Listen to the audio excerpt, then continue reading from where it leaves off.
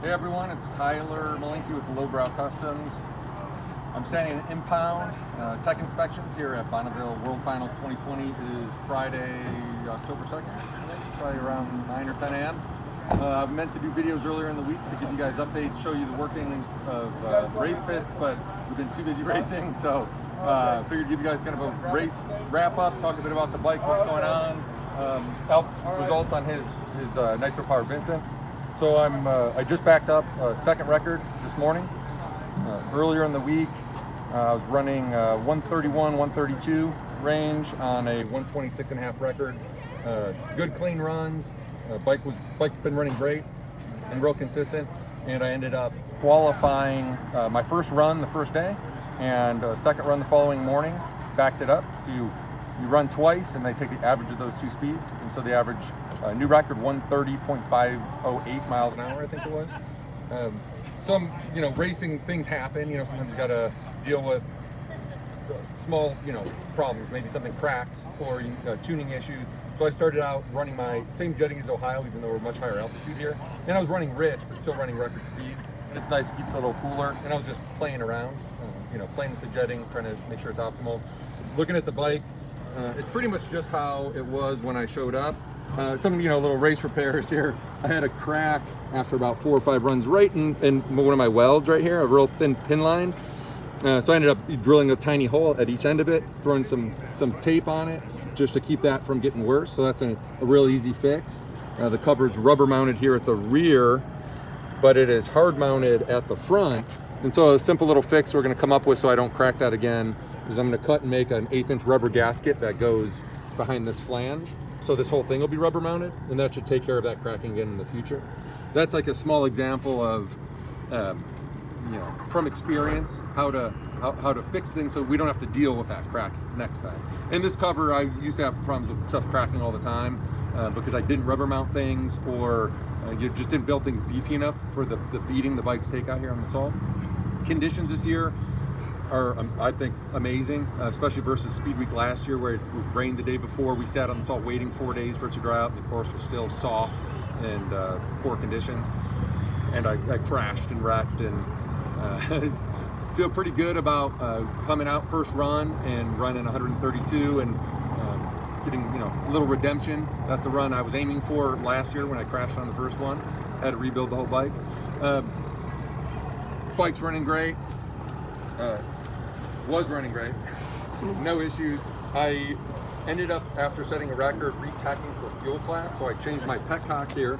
I'll show you guys. So it's a different petcock than I was running before, so that's fuel on, and you see this lead coming here, and it runs up to a shut-off on the bar. This is necessary for fuel class, so it's an emergency shutdown. So if you hit that, it's spring-loaded, and that just shut the petcock off. Here, I'll do it again. You can see how this flips. So when I push the lever, it pops it closed.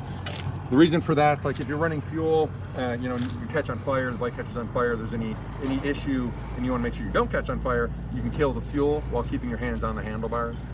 The salt this year is very hard and it's pretty smooth.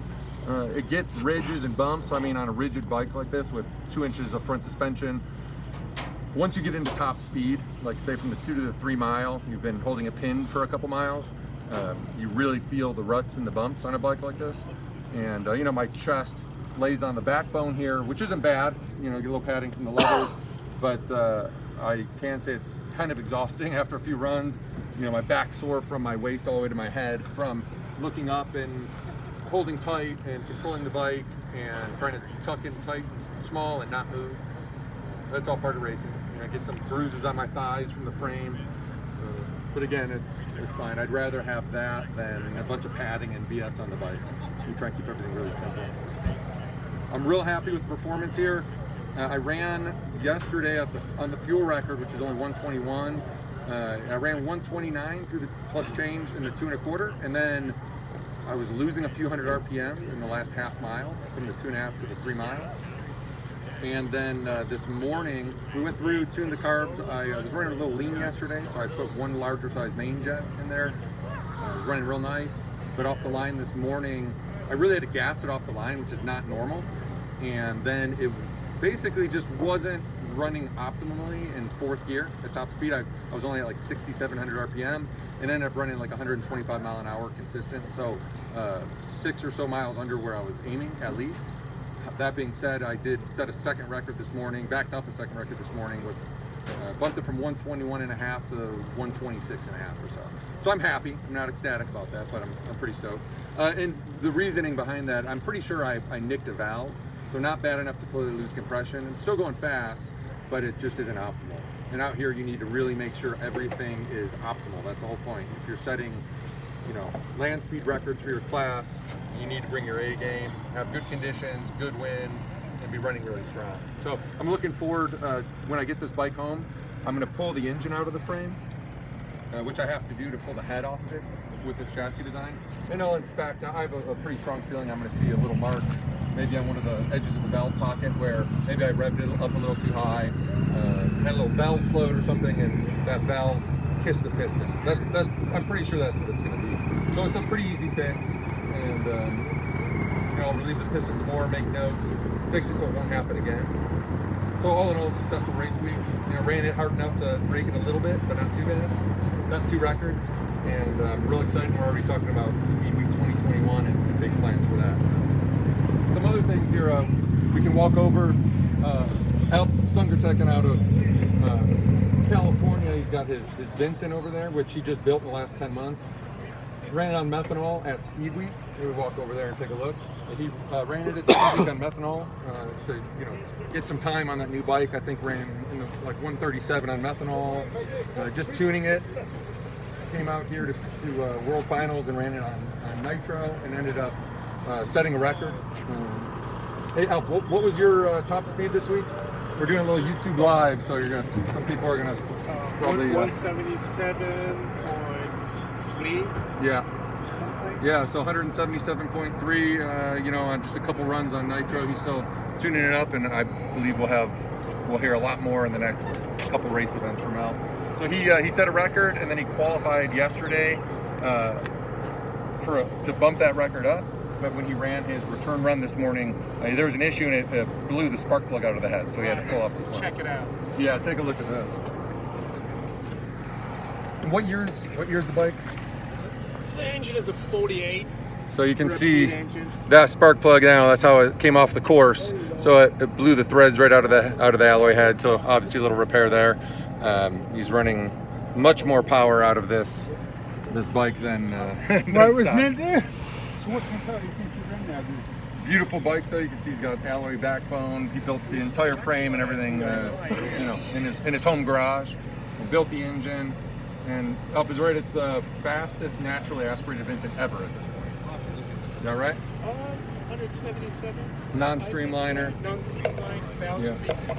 So for a new build, just still tuning it, pretty amazing. Yeah, it's the first time we were running nitromethane. Gorgeous, gorgeous bike. Everyone seems stoked on it. Lowbrow's a sponsor of Alp since 2011. Back when we met, we'd met before that, but when he was racing triumphs out here with Jalika. Got our name here. So I feel proud to have it on the bike, along with a bunch of other great sponsors. Pingle, Kibble White, JRC Engineering. Webcam, Boris Magneto. Yep. JRC, yep. Yeah, Blue Dice. yeah, some of the best motorcycle companies owned by motorcyclists Yeah, and support Clots racing. Oil. Carrillo CP pistons, they're awesome. Coventry spares, you know. Yeah.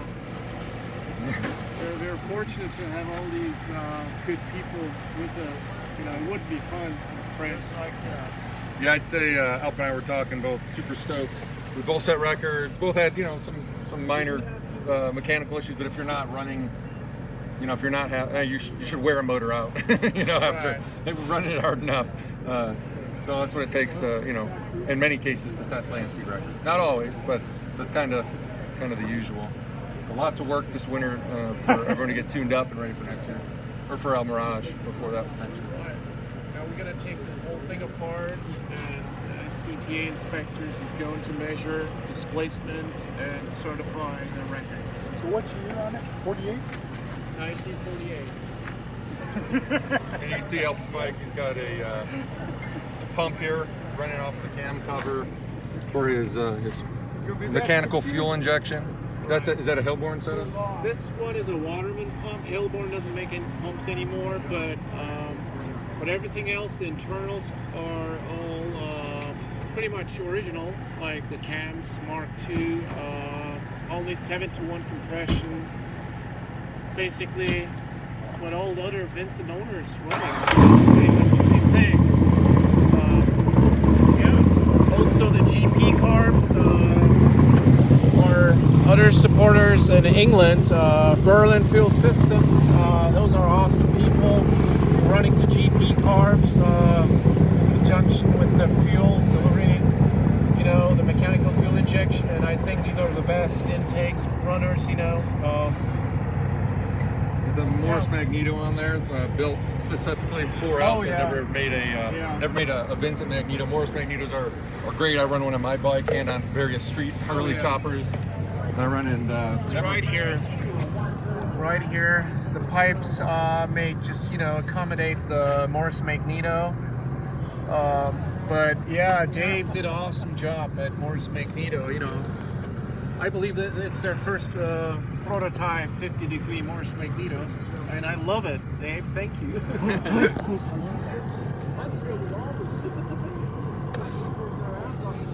So what we're doing now, basically, he's getting his displacement verified. So Bonneville will measure measure physically your bore and your stroke, make sure that you're within the displacement class that you should be in. Helps running a 1,000 cc class. So basically verifying that he's not over 1,000 cc. And I had shipped my engine, built a crate. I had a friend build a crate, shipped my engine out to Scott Mattern, the head SCTA motorcycle inspector, to his house in California. And he was able to just open the crate, measure the bore and stroke. I had the head off the engine, and I drilled a fin on the cylinder barrel and through the crankcase, just through a little boss. And they run a little wire through there and put a lead seal that's SCTA certified, mark it, sign it, and gives me a letter saying that that engine is verified, the displacement is set, that I'm within my class. I've run 694 cc's in the 750 class. And that means I don't have to pull my head for displacement today, which I'm very happy about, because that means in my bike, it's pulling the engine out of the frame to pull the head, and to do that and then put it all back together is a full day's work to take a motorcycle in top form and take it apart and put it back together. So I'm real glad that we're basically going to clean up our pits, clean the bike up, load all our gear, and drive 2,000 miles back to Cleveland, Ohio, and get back to our families. And What a week, Tyler. Yeah, what a week. Killer week. This is exactly why we come here. Having a blast. I mean, waking up this morning, rolling out of bed, drinking some coffee, setting a land speed record, by 9 a.m. No, two this week now. Late, semi-late nights, a lot of fun, just hanging in the parking lot, drinking beer after eating some good Mexican food from the stand on the corner, talking racing. Getting pulled by cops. Yeah, watching these guys get pulled over by the cops last night while we were eating our tacos on the corner. It was pretty funny. And this is what it's about. We all, see each other. A lot of people, actually with no international people here this year because of COVID and border closures. We got all the course for ourselves. Yeah, we have the course for ourselves, but missing out on a lot of friends from Europe, from Australia, from Canada. Like our buddies at King Street Cycle, who are Andy, who's dying, I think, watching all this happen. He should be here setting a record with his beautiful conditions. But this is why we do it. We're out here at Paradise, wrenching, tuning, riding and racing, talking smack, joking around, hanging out with friends, and doing it every day, all week. So anyway, that's, I think, the full update for now. And if you guys have questions, ask in the comments below. We'll try and respond to them. We won't tell you all the secrets, but we'll try and answer anything we can. And let us know if you like this video, you want to see more stuff like this. I'll do some updates as I pull my engine apart in the garage, and try and share some of this with you guys. Check out lowbrowcustoms.com, subscribe to our channel, like below, all that jazz. And until next time.